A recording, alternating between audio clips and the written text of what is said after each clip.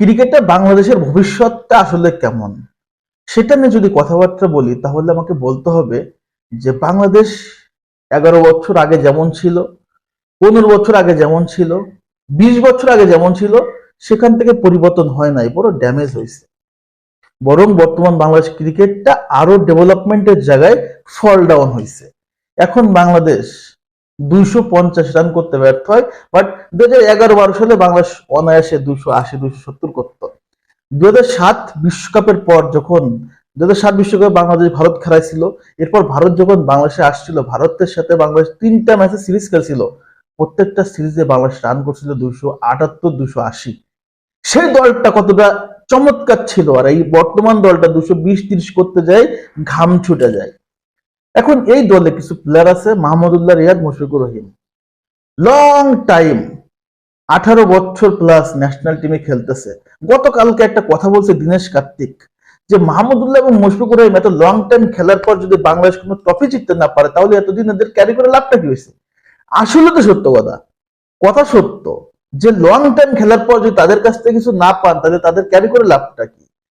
মুশফিকুর রহিম আয়না নিয়ে কথাবার্তা বলে, থার্ড ক্লাস একটা, আমি বলি থার্ড ক্লাস একটা মেন্টালিটির প্লেয়ার, থার্ড ক্লাস একটা মাইন্ডের player. At the same time মাহমুদুল্লাহর দায়িত্ব জ্ঞানহীন, মাঝে মাঝে কম।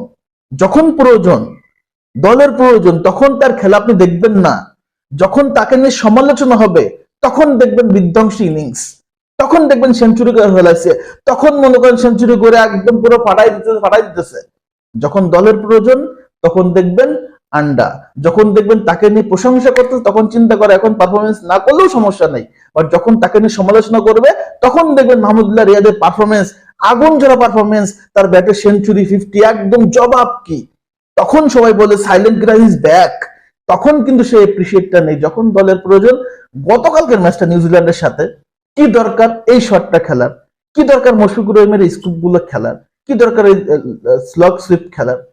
এই জিনিসটা তাকে কতবার ব্যর্থ করছে, তার এই ইনিংসটা বাংলাদেশ টিমটাকে কতবার ডুবাইছে। বাট তার কি আক্কেল জ্ঞান উঠছে? আক্কেল মারি উঠছে? জায়গা মতো চুল উঠছে মুশফিকুর রহিমের? আমার প্রশ্ন জাগে। কারণ কি, কারণ কেন প্রশ্ন জাগে? কারণ তারা বাংলাদেশের সবচেয়ে বেশি বেতনধারী মানুষ, তাদের লাইফস্টাইলে সবার চেয়ে আলাদা।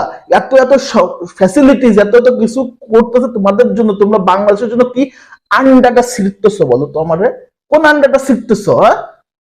মাহমুদুল্লাহ রিয়াদকে নিয়ে এত কথা, যে লাস্ট কতগুলো ম্যাচ সে 50-50-50, গতকালে কি করলো বললাম না? যখন তাকে নিয়ে সমালোচনা করবেন তখন তার ব্যাটে বিধ্বংসী ইনিংস বের হবে, তার কাছ থেকে সাইলেন্ট কিলার ইনিংস বের হবে।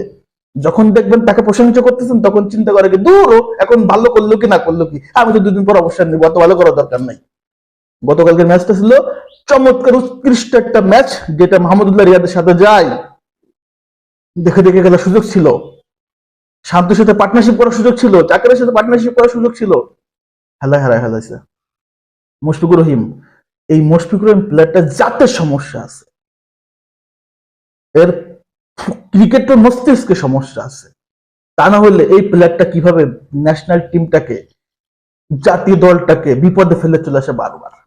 সো এই বাংলাদেশ টিমটার এক্সপিরিয়েন্সের কোনো দাম নাই। এই বাংলাদেশ টিমটার আসলে ক্রিকেটারদের কোন রকম দেশের প্রতি ভালোবাসা নাই, আছে শুধুমাত্র নিজের ব্যাংক ব্যালেন্স, বেতনের দিকে মনোযোগ, দলের রানের প্রতি মনোযোগ নাই, কোন রকমই নাই।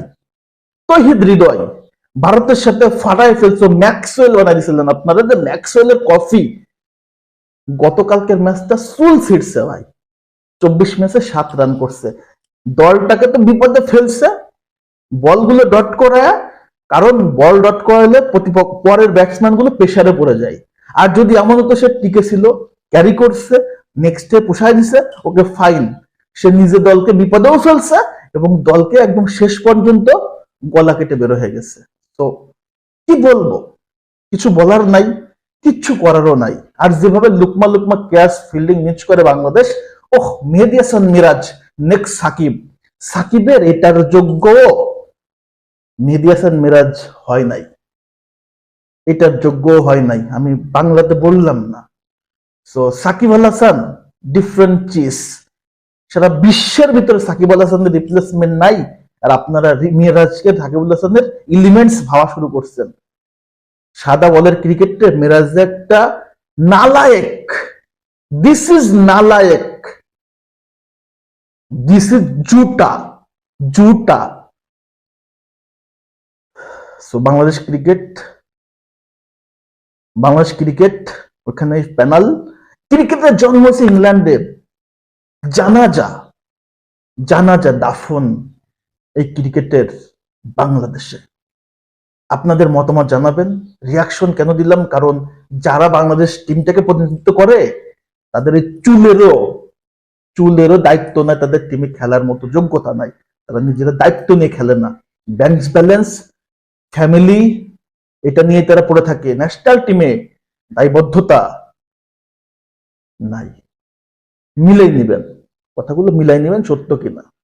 সো হাত ধুয়ে ফেলেন, শান্ত, তোমাকে নিয়ে কিছু বলার নাই। শুভমান গিল্লা সেঞ্চুরি করে আর তুমি বলে যাও যে চ্যাম্পিয়ন হবো, তুমি যে ৭০ রান করে মহামূল্যবান ইনিংস খেলে ফেলো, দিন শেষে তুমি বলো যে চ্যাম্পিয়ন হতে গেছি। নালায়েক, চুতিয়া ইনিংস, এসব ইনিংস চুতিয়া ইনিংস, নালায়েক ইনিংস। ঠিক আছে?